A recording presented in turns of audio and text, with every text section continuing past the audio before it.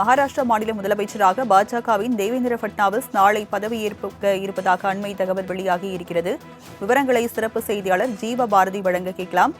ஜீவபாரதி, பட்னாவிஸ் நாளை பதவியேற்க இருப்பதாக ஒரு தகவல் வெளியாகி இருக்கிறது. முன்னதாக ஏக்நாத் ஷிண்டே, அஜித் பவார் உள்ளிட்டோர் கடும் போட்டி நிலவிய நிலையில் தற்போது பட்னாவிஸ் பதவியேற்ப இருப்பதாக தகவல் வெளியாகி இருக்கிறது. விவரங்கள் என்ன?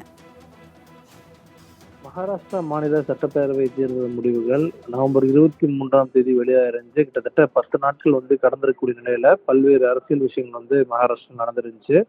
குறிப்பிட்டு பாஜக கிட்டத்தட்ட 132 இடங்கள் கைப்பற்றிருக்காங்க நிலையில கூட்டணி ஆட்சி அமைக்கிறதுக்கான அந்த வாய்ப்புகள் இருக்கு. 145 இடங்கள் தேவைப்படுது ஆட்சி அமைக்கிறதுக்கு.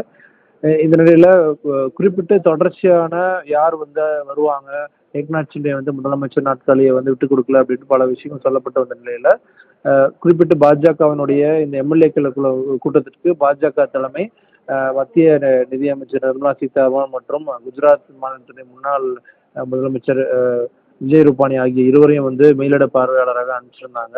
இன்றைய தினம் அந்த எம்எல்ஏக்கள் கூட்டம் நடந்துருந்துச்சு.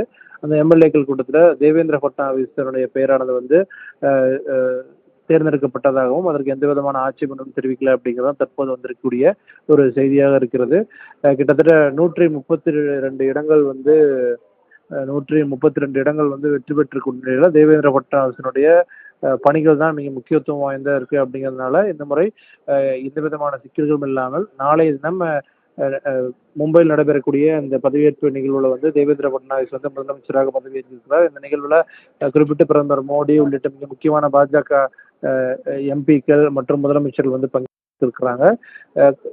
மகாராஷ்டிரா வரலாறுலேயே 2 பேர் மட்டும்தான் முதலமைச்சர் நாற்காலிய 5 ஆண்டுகள் முழுமையா இருந்திருக்கக்கூடிய நிலையில அதுல பட்னாவிஸும் ஒருத்தர். மீண்டும் அவர் முதலமைச்சராக இருக்கக்கூடிய நிலையில அடுத்தடுத்த கட்டங்கள்ல மகாராஷ்டிரா அரசியல் மிக முக்கியத்துவம் வாய்ந்ததா நகர்றதுக்கான அதிகப்படியான வாய்ப்புகள் இருக்கு.